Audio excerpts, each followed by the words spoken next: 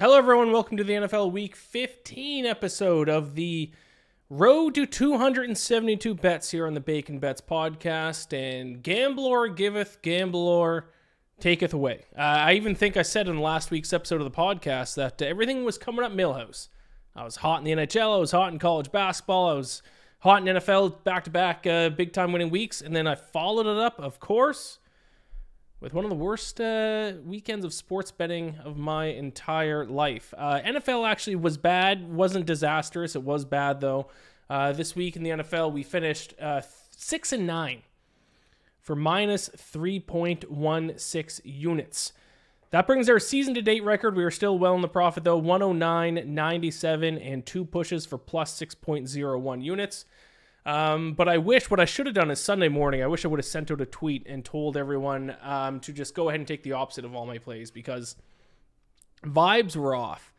I think I went like 1-8 or something overall in sports on Saturday. I did not have a good Friday, and I woke up on Sunday and I took a look at all my NFL bets, and I just didn't like them. I didn't like where I was sitting at. And to be honest, I don't even, like, a lot of the times when I lose, I come on here and I make excuses. I don't even have excuses for the kind of bets that I lost. Let me see if I can bring them up here. Just bad bets, straight up, just bad bets this week. No real excuse for it. We did win Thursday, so I mean that did help going into Sunday's week 14 slate 1-0. But here we go. Under Colts, and this was another thing. It seemed like all the injury news went against me. Like, I took the under, big reason why, because I thought Trevor Lawrence was going to be out. He played. The under 34 was a bad bet. And Jaguars, Browns. The Lions, I don't know why I took the Lions. I took the Bears to win outright against the Lions a couple weeks ago, and now the Bears at home, for some reason, are going to flip the script and go the opposite way. I don't know why I did that. Seahawks, I took plus 10.5 when I expected it to be Geno Smith. I went all the way up to 13.5 when Drew Lock was announced. And of course, they don't cover the 10.5, but did cover the 13.5 if you got it at that line. And then I did place, this is one of the reasons why I wanted to review my plays. I placed what might have been the worst bet of my life as an NFL bettor. I took the over in a game that finished 3-0. Vikings, Raiders. Over 40. It finished 3-0. I could not, outside of a nothing loss, which is very much in the books, there wasn't a field goal until late. That was about as bad of a bet as you can place. I have no excuse. I lost a lot of bets this week. 6-9, though, at the end of the day. Yes, it hurts, but at the end, we're going to have some losing weeks. It was a losing week.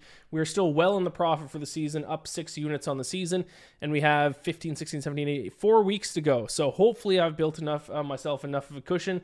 Not only should I be able to stay profitable, let's see if we can still push our way back up to finishing the season up 10 units. I do feel a lot more comfortable with my plays this week. I think I tried to big brain myself a few times. I underthought the bets I should have overthought, and I overthought the bets I should have underthought. We're going to have a couple of bad weeks here and there. Overall, though, I will say, a few weeks ago on this podcast, I made the prediction that the Eagles would lose 3 straight games. I said they were the most fraudulent team in the NFL. They'd lose 3 straight games, those 3 games being against the Bills, the 49ers, and the Cowboys. And I was so close. I was close to doing some victory laps. But of course, Jake Elliott had to kick one of the greatest field goals in NFL history, and then the Eagles won in overtime against the Bills, but then since then got their asses absolutely handed to them by both the 49ers and the Cowboys. Now, I see some Eagles fans out there saying, no, that actually doesn't show that the Eagles are frauds. We lost a tough game to the 49ers, and then everyone loses the week after they play the 49ers, which I don't really know what playing the 49ers the week before has to do with anything. Completely ignoring the fact they probably should have lost to the Bills as well. This Eagles team is not good.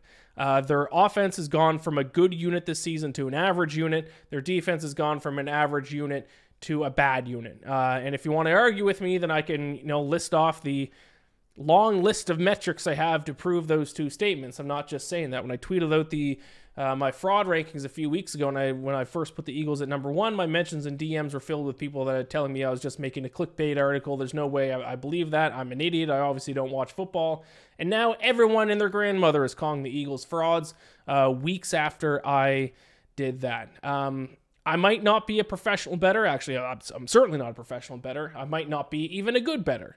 But one thing I do pride myself in is that I can sniff out a fraud when it comes to sports. I've done it year after year after year in multiple different sports.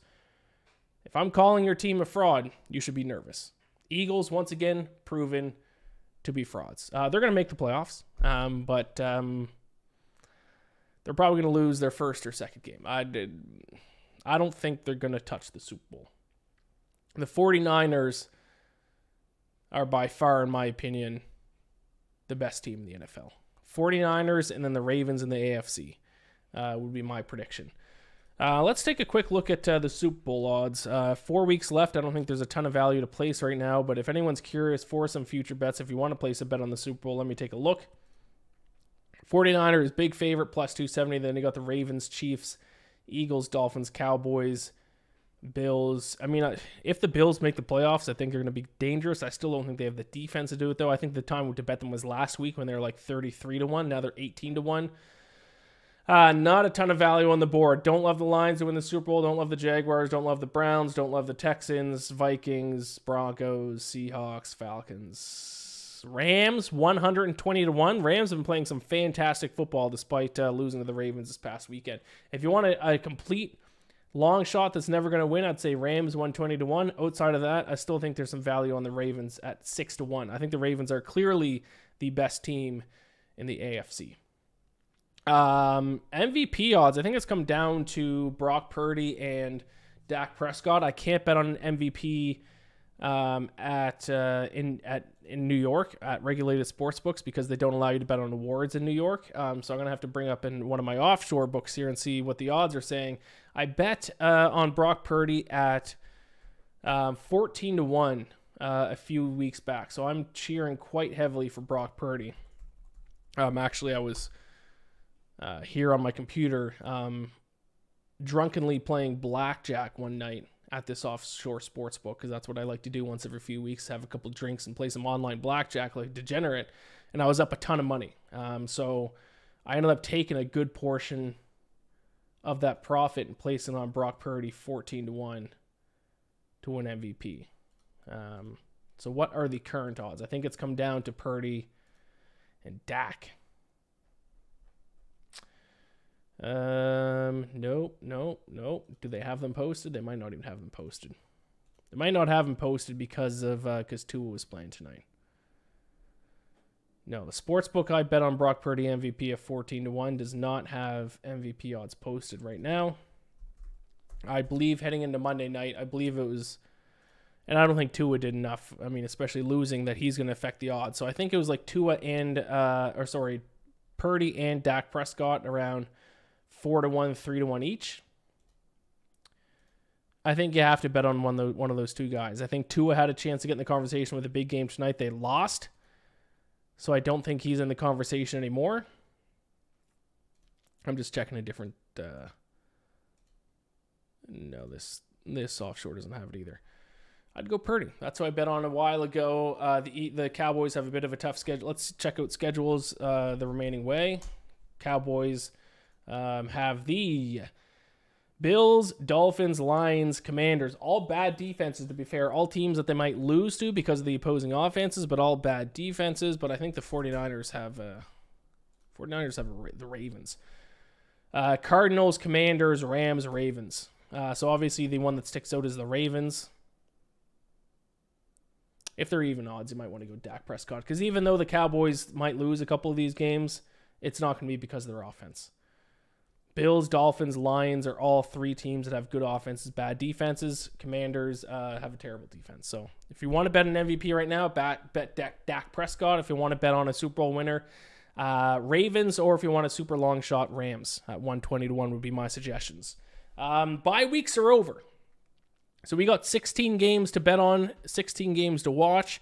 We got Thursday night, 3 Saturday, and then Sunday and Monday. So we got a lot to get through here. Let's dive into it once again. Oh, actually, let me just finish the recap. So last week, 6 wins, 9 losses, minus 3.16 units, brings season-to-date record to 109, 97, and 2 for plus 6.01 units. My best bets last week went 3-2. I won the Bucks against the Falcons. Talk about that later, maybe. I'm so sick. Whatever. I won the Bucks, Cowboys, and Titans. I lost the Lions and the Packers. Teaser lost. Bucks plus 8.5 hit easily. Packers down to a pick'em loss to the Giants. Screwed us on the teaser.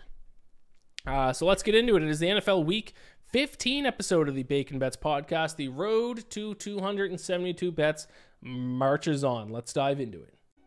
I'm not a state. I'm a monster. No, Lisa. The only monster here is the gambling monster that has enslaved your mother. I call him Gamblor, and it's time to snatch your mother from his neon claws. All right, let's start with Thursday Night Football. Before I get into that game here, though, be sure to go ahead and head over to the Bacon Bets Podcast YouTube channel. Subscribe to it. That would be much appreciated. If you're already watching this on YouTube and you're not subscribed, please subscribe now. Also, like the video and then go and rate and review the audio version of the podcast. And if you're watching this on YouTube, you'll see I'm officially in the festive spirit. I got some Christmas lights on behind me. I got a Christmas-esque sweater on. I'm ready. It's the holidays. Christmas Vacation, the movie National Lampoon's Christmas Vacation. I watched it for the first time last week. Meh. An average to below average movie. I didn't know. I was talking to my coworkers, my fellow bet-sided writers. Apparently, it's a beloved movie. Some people even think it's the greatest Christmas movie. I didn't really like it. I don't think I laughed once. Don't get the hype behind that. My picks for the greatest Christmas movies of all time: the original Grinch cartoon. A Muppet Family Christmas, not to be confused with A Muppet Christmas Carol, A Muppet Family Christmas, where the Swedish Chef and Big Bird sing Merry Christmas, and Big Bird goes, Merry Christmas, and then the Swedish Chef goes, Oogla Schmoogla. So that's Muppet Family Christmas. That's up there. That might be my number 1. Grinch Original Cartoon might be number 2. I watched the 1947 version of Miracle on 34th Street. That's all the way up to number 3, I think. I really enjoyed that movie. Christmas Story might come in at number 4, and my number 5 favorite Christmas movie of all time. I'm not a big Elf guy. Elf is good, but is it top 5?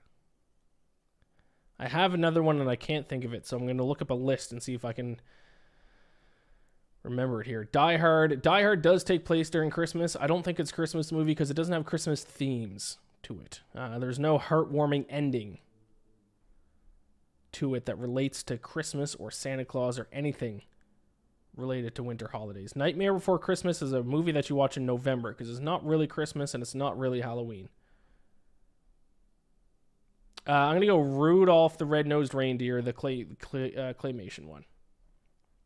I'm looking at a list of top 20. I don't even think they have. Oh, Charlie Brown Christmas. Nope, Charlie Brown Christmas, number 5. They don't even have a Muppet. They have Muppet Christmas Carol ranked at number 8. They don't even have a Muppet Family Christmas. A Muppet Family Christmas might be the most slept-on Christmas movie of all time. You can watch it for free on YouTube. Aired in 1987. I want to make sure it's the right one. Yes, it is. A Muppet Family Christmas. If you're going to watch any of my recommendations for Christmas movies this year, watch A Muppet Family Christmas. It is on YouTube in full for free. All right, let's talk football. This intro then bled into the picks portion of the show. Let's get into some football here. Chargers and Raiders. Starting for your Los Angeles Chargers is Easton Stick. Now I'm going to go back. I'm going to divert from football once again. If you grew up in Canada and played hockey, or if I guess you just played hockey in the States as well, and if you played hockey in the early 2000s as a kid, you remember the Easton Synergy sticks, which were all the rage. You were not a cool hockey player unless the hockey stick you used was an Easton Synergy. I could not use an Easton Synergy because I played goalie, and I was jealous that there wasn't a goaltender version of the Easton Synergy. My point in talking about this, though, is that whenever I hear Easton Stick's name, I can't help but think of the Easton Synergy sticks that all the kids back in the day used. I remember Brady Fisher, who is a guy I haven't thought about in 15 years, was the first kid on my minor league hockey team to have a Easton synergy, and a lot of people followed suit. But I think Brady Fisher came from some money, if I remember. I think he was kind of like the rich kid on the team, so he always got like the newest, coolest gear first. And I remember him getting a Easton synergy first, and then a lot of people ended up getting, that was like the Christmas gift to get. I wish I could have got one, but as a goalie in the Easton synergy, there was no goalie stick version of the Easton synergy. My point is, when I think of Easton stick, which is the Chargers quarterback this week, I think of an Easton synergy. I'm not betting on the Chargers. The Chargers were already bad enough with Justin Herbert. He was the only one who could give this offense any kind of spark. But now you have a hockey stick starting for a quarterback of the Chargers to go with a bad defense. Now, if the Chargers had a good defense, then maybe I would consider it as 3-point underdogs in Las Vegas. But their defense is still one of the worst in the NFL. 25th in opponent EPA per play, 28th in opponent success rate. And if their offense wasn't good with Justin Herbert the past few weeks, I imagine they're not going to be much better with Easton stick. So I will take the Raiders -3. I will lay the field goal. I can't figure out the Raiders. I took the over in their game last week and they won 3-0, or they lost 3-0. So they didn't score a single point last week. Can they score this week? I don't know. You might just want to fade whatever I say in Raiders games. That probably is not a terrible strategy. I wish I didn't have to bet on them anymore the rest of the year, but this is the road to 272 bets, so I have to bet on every game. Raiders, -3, -110 on Thursday Night Football. A lot of these picks actually might start getting a little bit quick because I'm just kind of repeating myself. Because now at this point in the season, we know what these teams are. There's no breaking news, really. I don't really have any breaking hot takes. If you've been listening to this podcast, and I assume you're not going to jump into the road to 272 bets in Week 15, you already know how I feel about the majority of these teams. You don't need me to be repeating the same thing over and over. I don't think it brought the graphic up there for the YouTube viewers, so there you go. Raiders -3, -110. Vikings and Bengals, the first of 3 Saturday games. I'm going to take the Vikings +3.5, -105, and this one on the road in Cincinnati. Jake Browning, very hot, but unfortunately, if you've been listening to this podcast the past couple of years, if you've been reading my articles, if you've been watching my videos and the spots that I do, you should know that by now, I mean, we saw it with Joshua Dobbs earlier this year, ironically, because now the Vikings are playing this game. There are a few things I like to do more than bet against a quarterback who's an upstart quarterback, appeared out of nowhere, had a couple great starts, and now everyone's kissing their feet. I need to see if more than just a couple game sample size to believe Jake Browning is a good quarterback. I have not seen that yet, so I'm going to go ahead and bet against him. I would set this line as Bengals -2.5 under that key number of 3. It's at Bengals -3.5, so I think we're getting a point of value and an important point with it crossing the key number of 3. And Brian Flores, we got to give this guy his flowers, as the young kids say. He has turned this Vikings defense into one of the best defenses in the NFL. They actually got off to a bit of a slow start this year, but overall now, they're now 5th in opponent EPA per play, 7th in opponent success rate. And you can read, there's a lot of really well-written articles about this, but a lot of his whole defensive scheme is very unique, which makes it very difficult for teams to game plan against. A lot of zone blitzes, a lot of playing guys at several different positions. I think the Vikings have a player who has played every position this year except for defensive tackle. It's crazy stuff Brian Flores is doing. Too bad Coach of the Year is a head coaching award. Is there a Coordinator of the Year? I don't think there is, but if there was an award for Coordinator of the Year, it should go to Brian Flores, no questions asked. So I'm going to trust the Vikings defense because I think a young quarterback who doesn't have a lot of NFL experience, this is a nightmare matchup for him. A team that's going to have a lot of zone blitzes, a team where you're going to have guys playing all sorts of different positions. And not only that, just a defense that has put up extremely good numbers this year. I think this is going to be a tough game for Jake Browning. Should the Bengals be favored at home? Sure. But with it over that magic number of 3, I like the points with the Vikings quite a bit. Give me the Vikings +3.5, -105. Steelers and Colts. Been betting on the Colts a lot this year. I'm going to flip them on them this week, though. I'm going to go ahead and take the Steelers +3, -110 in this one. I think these two teams are kind of the definition of average teams in the NFL, but there is one stylistic advantage that I think the Steelers have in this game, and that's I think they can run the football on this Colts defense. This Colts defense actually started off the year, the first few weeks, being a very good run defense. They have turned into one of the worst run defenses in the league. 26th in opponent EPA per rush, 29th in opponent rush success rate. So if the Steelers decide to keep the ball on the ground, and I think they especially should and will, with Trubisky quarterback, they weren't able to do it this past week because they kind of got down early to the Patriots. But I think they can keep the ball on the ground. I think they have a lot of success with Najee Harris and Jalen Warren on the ground against this Colts defense. And as a whole, the Steelers defense is better than the Colts, ranking inside the top 10 in both opponent DPA and opponent success rate. Colts are around average in those marks. So I will take the 3 points. It's at 2.5 at a lot of books. Let me let you know where I got the 3 points. I got the 3 points over PointsBet, and it's actually already moved down. Sorry, it's down to 2.5. There's only so much I can do. I place my bets, I write my notes, and then sometimes, but by the time I write my notes and then set myself up to record, the line has moved. It's down to 2.5. I do still like the Steelers. I like the Steelers getting any kind of points in this game. Whatever team is getting points, I like it, so I do like the Steelers plus 2.5. I'm sorry. I wish there was 3 still available. Maybe it'll go back up to 3 sometime this week. But this is one game that I specifically remember there was only 1 3 left on the board. It was PointsBet.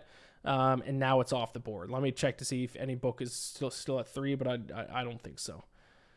There's only so much I can do, folks. I'm sorry. This is a Saturday game, Steelers Colts. Sports Interaction, if you have that sports book, not a regulated book in New York, so I can't use them. They still have a 3 at -120. Power Play has a 3 at -125 as of recording this. B-Win has a 3 at -120.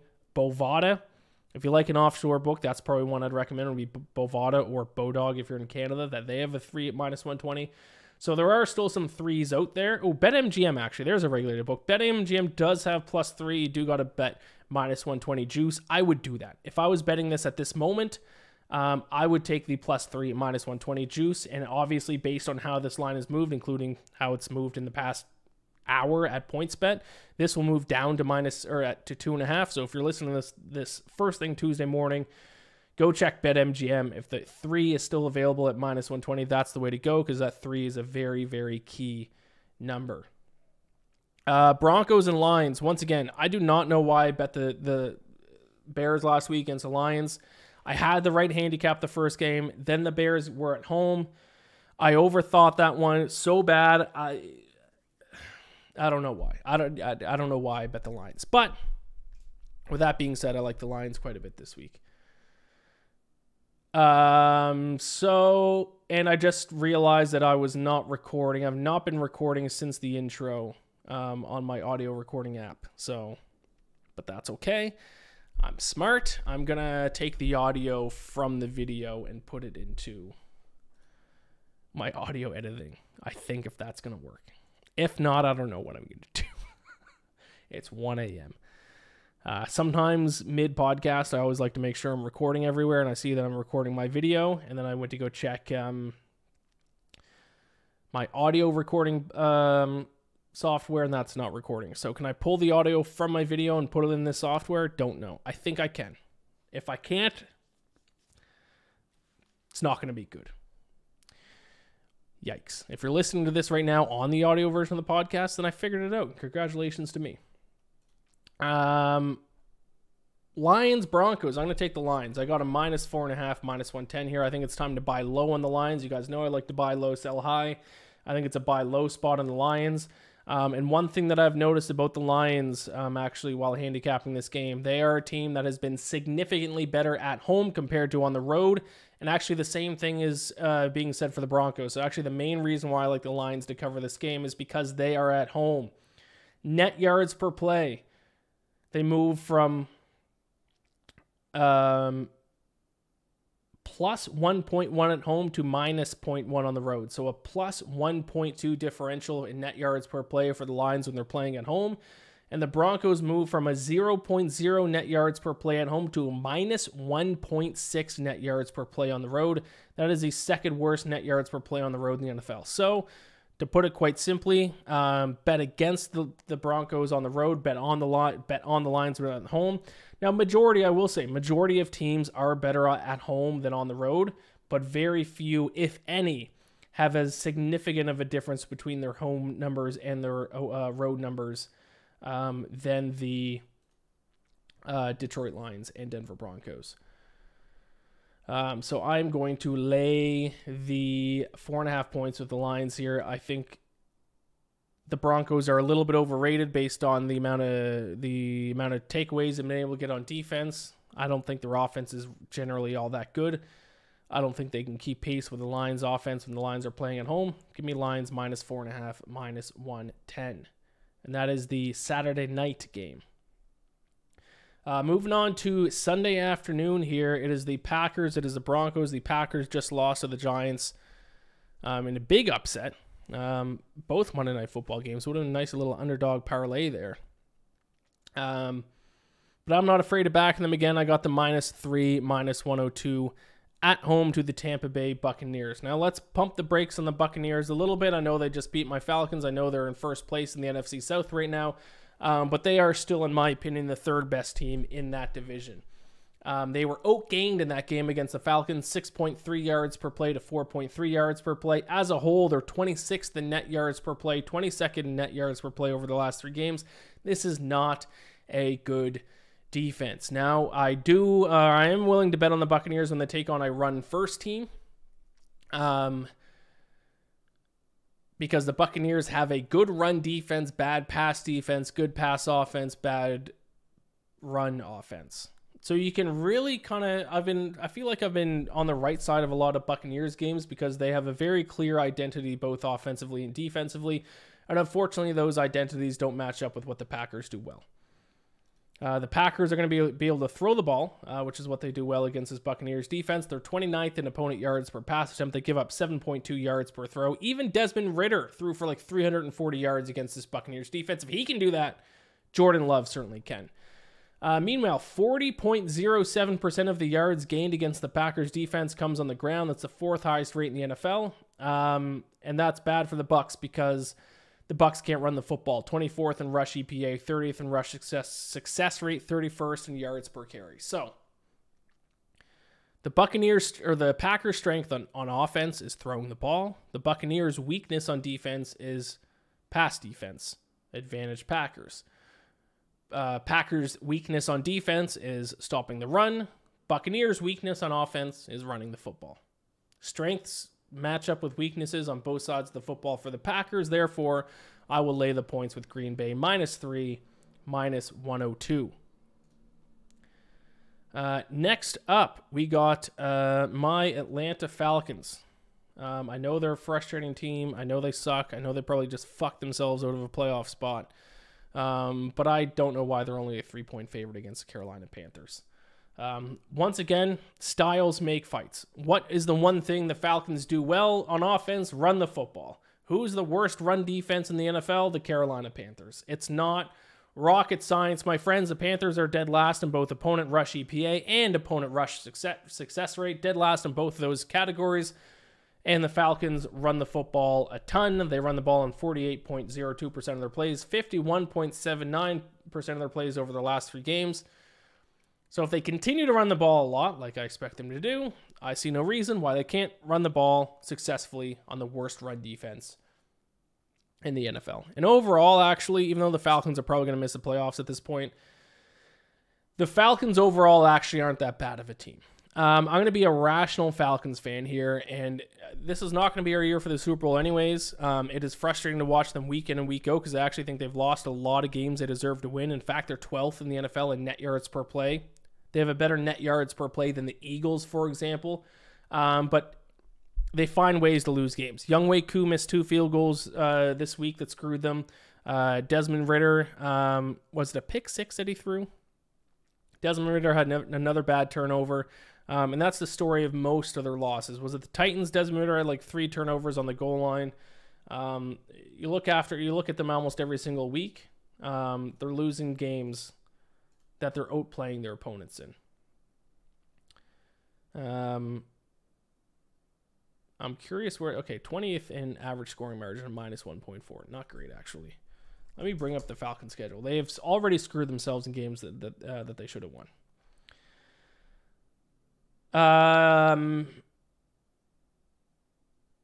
Commanders. They should have beat the Commanders. That was a tough one. It should have beat the Titans. That was a tough one. Should have beat the Vikings. That was a tough one. Should have beat the Cardinals. That was a tough one. Cardinals, last second game-winning field goal drive. Titans, I think, late touchdown. Vikings, late touchdown. Buccaneers, late touchdown. Every Falcons game seems like comes down to the final drive, and a lot of them have gone against them. My point is, overall, they're a better team than the Panthers, plus they have the stylistic matchup. I set this team as like a 4.5 point favorite in this game. I'll take a -3 on the road in Carolina. Giants against the Saints. I forgot to write in my notes which side I'm going with, and I believe my pick was Saints. And I think I got them at -5.5. It was -6 before Monday Night Football, but that line came down after the Giants upset the Packers. Let me just check my bet stamp. What did I get them at here just to be sure? -5.5, -110. And this is one you can actually get CLV because the line moved against me after I placed the bet. This now -110, -5.5 at -105 at FanDuel. I still think the Giants stink. I do not believe in Tommy DeVito. I'm starting to not like Tommy DeVito. I think him and his family are cartoons and kind of play into the whole, hey, I'm Italian, hey. If you saw like the video and picture of like his agent tonight, like he's wearing a fedora, like, come on, let's relax, folks. Come on. If I was Italian, I think I'd be offended by like how like cartoonish Italian they're acting. Hey, we scored a touchdown. Hey, stop. I'll lay the points at the Saints here. I don't believe this Giants team is good. I don't have updated numbers after Monday Night Football, obviously, but heading into tonight, the Giants were, bottom 5 in almost every single category offensively, bottom half of the league in almost every single stat defensively. Saints defense is 7th in opponent EPA per play, 4th in opponent success rate. I don't think Tommy DeVito, I'm Italian, die. I don't think he's going to have a good game. This is probably the toughest defense he's had to face since he played in that Cowboys game. If he did, then the toughest defense that he will have faced since that ass kicking they took. Yeah, Tommy DeVito did play in that game. 14 for 27, 86 yards and a pick. Other than that, I mean, they played the Commanders, the Patriots. They scored 10 points, and then he did have a good game against the Packers. Good enough, I suppose. But I don't believe in Tommy DeVito. I don't think this Giants defense is any good. I will lay the -5.5 with the Saints. Titans against the Texans. This is one that I would not recommend betting on if you're listening to this on Tuesday. I wouldn't bet on this game right now. I would wait until we find out the injury report for the Texans. I really wish I didn't have to bet on this game right now, but I will take the Titans -2.5, -110.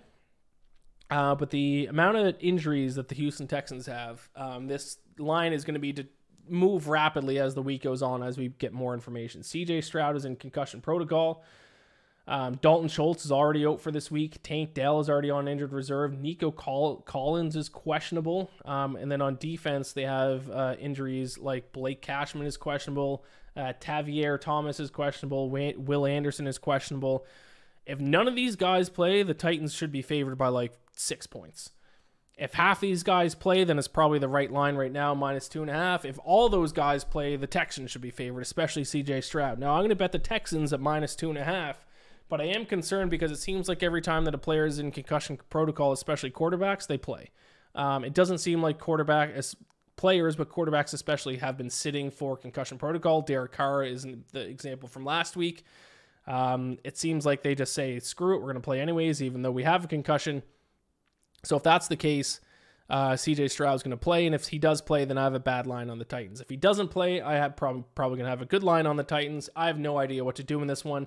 I do actually think the Titans are better offensively than a lot of people think. They're 13th and 14th in EPA per play this season between the Titans and Texans, and the Titans actually outrank the Texans in success rate, 22nd and 26th. So I think the Titans are better than people think, and I just can't bet on I unfortunately have to place all my bets on Monday night, and I cannot bet on the Texans while their injury report is completely filled to the brim, especially CJ Stroud. So I will lay the 2.5 points with the Titans, -110. There you go. We're halfway through the picks. 8 down, 8 to go. I'll be back in just a moment to give you my picks for the rest of the games, as well as my best bets and my teaser of the week. I'll be back in just a moment. All right, and we're back, and we're going to start right off with my upset pick of the week. I finally hit an upset last week. I took the Buccaneers to upset the Falcons. It was one I wish I lost. Obviously, I'm going to be rooting for my Falcons first before anything else, but the Buccaneers was a little bit of an emotional hedge there. They came through at the end. Let's see if we can hit 2 upsets in a row. This week, I'm going to go Bears +150 against the Browns. I'm not fully convinced the Browns are going to be able to continue to win with their offense, because they're not only is, I think, Joe Flacco playing a little bit better than he should be playing at like 58 years old or however old he is, but they have a lot of offensive injuries, specifically their offensive line. Their center, Ethan Pocic, he's questionable for Saturday, and their offensive tackle, DeJuan Jones, out for the season. That is their 3rd offensive tackle that has suffered a season-ending injury this year. So they are trotting out a skeleton of an offensive line to try to protect 58-year-old Joe Flacco against a Bears defense that continues to be underrated. So I don't have too much more to say about this. I don't think this is a hot take. I wouldn't be surprised if the Browns lose like 2, 3, or all 4 of their remaining games and miss the playoffs. I know their defense is very, very good, but their offense, I don't know how their offense has got it done recently, and I wouldn't be surprised if their offense stinks up a storm down the stretch. So I will take the Bears as an underdog +150. Jets, Dolphins, this is my only total bet of the week.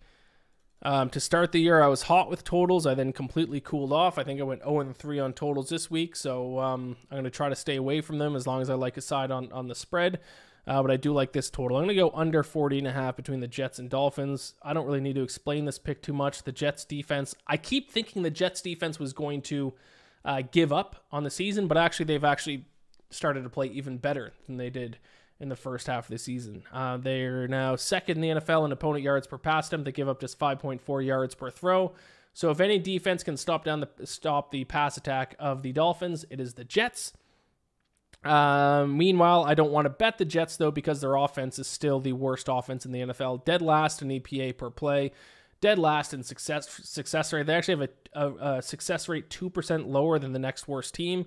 So I have no interest in betting on the Jets either. The Dolphins could win and cover this game 17-3. That's a very possible final score. So instead of betting on either side, the only side I feel comfortable with is under 40.5, and we have a total that is at the mark of 40.5, despite it being a team in the Jets that have the worst offense, but arguably, well, I wouldn't say the best defense, but a top 3 defense. I'd put the Browns and Ravens above them. I'd put in the Jets as the number 3 defense right now, but the worst offense. That is the recipe for an under, especially with a total in the 40s. I'll go under 40.5. Chiefs, Patriots. I will take the Patriots +10, -120 against the Chiefs. By the way, how fun has it been to watch the Chiefs they completed their heel turn this week by losing on a game and Patrick Mahomes having one of the biggest hissy fits of all time. Couldn't even congratulate Josh Allen, just told him it was a bullshit penalty. This is Patrick Mahomes, who just won a Super Bowl on a holding call, who, yes, I guess technically that holding call on Bradbury and the Eagles was probably a holding call. But that penalty was certainly less obvious than the Kadarius Toney offsides, which was an obvious offside. You got to call it. Pat Mahomes has had a lot of calls go his way throughout his career, and for him to lose one regular season game because of a bad call, for him to have a hissy fit like that's not a good look. They have bugged me all season, but now that they have officially given me a reason to hate them, I hate the Chiefs. With that being said, and this pains me to say it because this is the team I hate even more than the Chiefs and the Patriots, I think the Patriots are better in the record. They are 17th in the NFL in net yards per play. They're actually 6th in the NFL in net yards per play over their last 3 games. The betting market has been treating them like a bottom 3 team or a bottom 5 team, and I don't think they are. I also think they're going to be able to run the ball against this Chiefs defense. Chiefs defense is allowing 4.6 yards per carry. That's 28th in the league. They also rank 23rd in opponent rush success rate and 31st in opponent EPA per rush. I will take the Patriots plus 10, minus 120. Rams, Commanders, I will take the Rams minus 6.5, minus 110. The Rams are the hottest team in the NFL, and even though they lost to the Ravens, who, in my opinion, are the best team in the AFC, they won points in my book. They took the Ravens to overtime. They are looking like a brand new team than what they looked like before the bye week. They've now scored 30 points or over 30 points against the Browns defense and Ravens defense, the top two defenses in the NFL in back-to-back weeks. That's a big, big, big statement. They're now 10th in the NFL in net yards per play, 4th in the NFL in net yards per play over their last 3 games. I gave them out as a 120-1 Super Bowl pick at the start of the podcast here.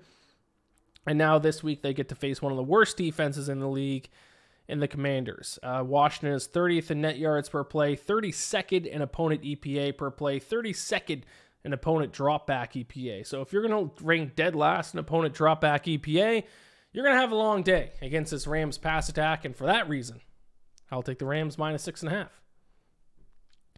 49ers, Cardinals. I'll lay the 13 points with the 49ers. This is, in my opinion, the best team in the NFL.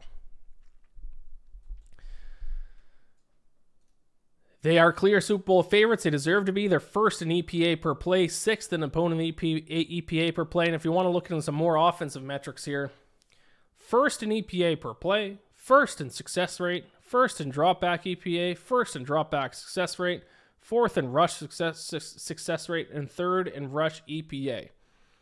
And then if we look at yards per play, I'm going to guess they're second to the Dolphins. Nope, they're first in yards per play as well. So they're first, second, or third. No, sorry, they're fourth. And the worst stat they're in offensively is rush success rate, and they're 4th. The Cardinals got a little mini spark when Kyler Murray came back, but their defense is one of the worst in the NFL. 31st in opponent dropback EPA, last in opponent dropback success rate. So the 49ers are going to score basically at will. So the question is, can the Cardinals offense do enough to keep this within 2 touchdowns? I do not think so. I will take the 49ers minus 13. Cowboys against the Bills. I've been the biggest defender of the Buffalo Bills in sports betting this season. I will continue to bet on the Buffalo Bills minus 2. They have had some terrible, terrible luck all season, in my opinion, and maybe their luck finally turned around when the Chiefs had that offside on the Kadarius Toney game-winning touchdown. Their offense remains one of the best in the NFL. They're top 5 in every single EPA and success rate stat. They're also 5th in yards per play. Their defense does have some issues, but their defense has been a lot better as of late. Meanwhile, this is an all-time sell high spot in the Cowboys. This is a team that everyone's on their bandwagon now. People are saying Dak MVP. People are saying they're the best team second best team in the NFC. People are saying if the Cowboys and 49ers played again, it'd be a different game. I don't know if that's true, and I don't know if they win this game. I bet the Cowboys are going to be the most publicly backed team in terms of the betting market this week. And I already know the Bills are a team that the Sharps have been backing because they opened as 1.5-point favorites, has moved to 2 at some books, 2.5 at other books. That tells me sharp money was in early on the Bills.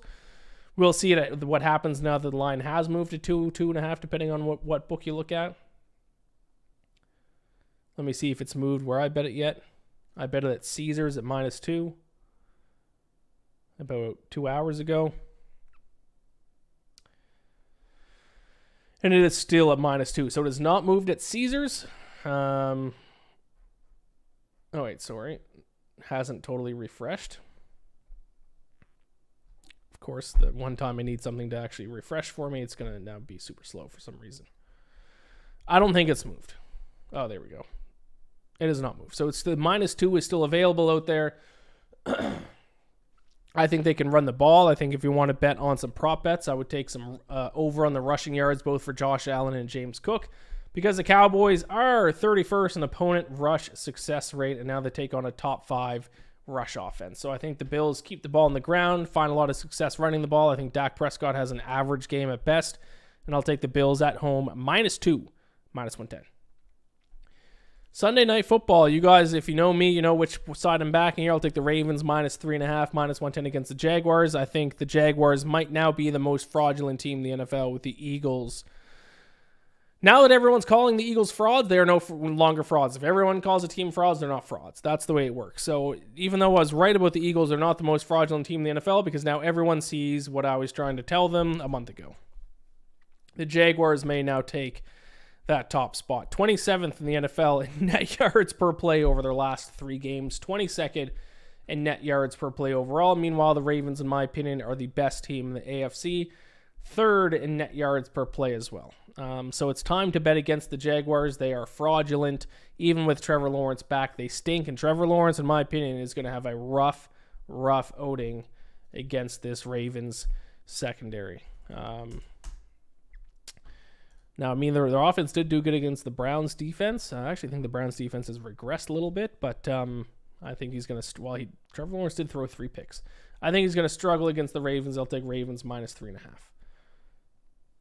Monday Night Football, if you thought I was going to all of a sudden switch and start betting on the Eagles, you'd be wrong. Now, this line has moved. I took the Seahawks at +4 at PointsBet and is now down to +3.5. Let me see if there are any 4s still available out there for those of you who listen early on Sunday morning or Tuesday morning. Now, I'll be looking at this at 1:26 a.m. Eastern, so by the time you wake up in the morning and listen to this, even by the time I edit this, the odds may have changed. Sorry, I was looking at wrong game. Eagles, Seahawks.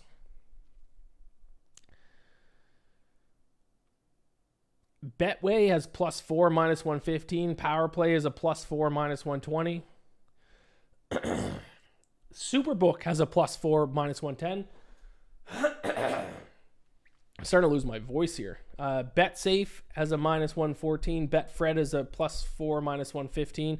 There are some +4s out there, but they're not in the New York area. So it depends on what books you bet on. If you're basing this off New York regulated books, unfortunately, there are no 4s anymore. I got the last one at, PointsBet, and has already moved down to 3.5. Not much I can do, folks. I'm betting against the Eagles once again. I actually think they've been getting worse as the season goes on. Their offense went from a good unit to an average unit. Their defense has gone from a average unit to a bad unit. And net yards per play, now the Eagles rank 14th in the NFL in net yards per play at 0.0. That is worse than the Falcons. That is worse than the Texans. That is worse than the Rams, Packers, Vikings, Lions, Bills, Chiefs, Cowboys, Ravens, 49ers, Dolphins. Over their last 3 games, now to be fair, they have played 3 very good opponents in the Bills, Cowboys, and 49ers. But over their last 3 games, they have a net yards per play of -0.5. That's 24th in the NFL over that stretch. They're dead last in opponent third down conversion rate. They're allowing teams to convert way too many third downs. They're allowing teams to convert 48.07% of third down opportunities.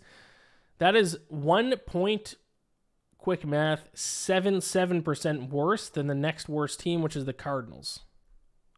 Not good. Their defense is giving up 5.4 yards per play. That's 23rd in the NFL.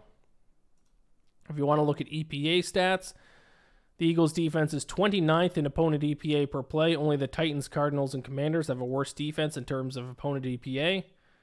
23rd in opponent success rate. 29th in opponent dropback EPA. 21st in opponent dropback success rate. 27th in opponent rush EPA. And 15th in opponent rush success rate.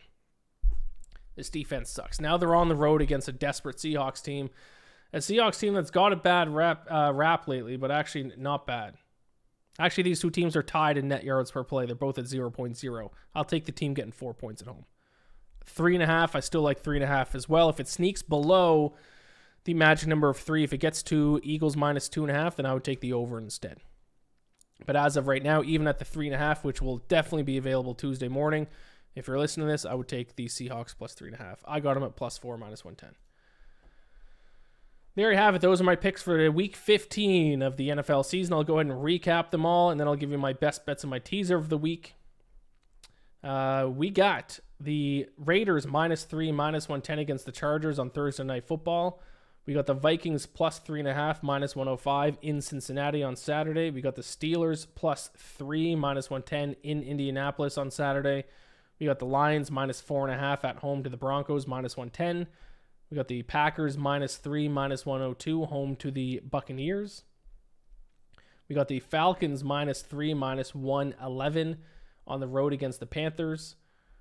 We got the Saints -5.5, -110 at home to the Giants. We got the Titans -2.5, -110 against the Texans. We got the Bears moneyline outright pick +150 against the Browns. We got the Jets Dolphins under 40.5, -110. We got the Patriots +10, -120 against the Chiefs. We got the Rams -6.5, -110 against the Commanders. We got the 49ers -13, -110 against the Cardinals. We got the Bills -2, -110 against the Cowboys. We got the Ravens -3.5, -110 against the Jaguars. And we got the Seahawks +4, -110 against the Eagles. I'm on a lot of favorites this week, I've noticed as I've recapped these. But that's okay. Got to bet on every single game individually. My 5 best bets are Vikings +3.5 against Bengals, Lions -4.5 against Broncos, Falcons -3 against the Panthers is a best bet. That's dangerous, I'm realizing as I say it. Bears +3.5 against the Browns. And then Ravens -3.5 against the Jaguars. So 5 best bets are Vikings, Lions, Falcons, Bears, and Ravens, all to cover. And for teaser of the week, let's see if we can get back in the win column for teaser of the week. We're going to take the Rams down from -6.5 to -0.5 against the Commanders. So basically, Rams pick them against the Commanders. And we're going to take the Steelers up from +2.5 is the current line, right? Because I got +3. But for the sake of the teaser, +2.5 up to +8.5 against the Colts. So Rams and Steelers in a teaser is my teaser bet of the week. Whew, my voice is going on me. Thank you all so much for listening once again. Let's get back to our winning ways. Let's have a big week. We had a weekend from hell with my bets and with Ohtani signing with the Dodgers, which I didn't even talk about. I have nothing else more to say to that. The Falcons lost and the Maple Leafs suck. But the weekend from hell is behind us. Good things moving forward. We are coming up on the holidays as well. Please subscribe to the YouTube channel, like the video, rate and review the podcast. All that stuff helps me out so much. Thank you all so much for listening. The road to 272 bets marches on. Good luck this weekend. Gamblor, bless.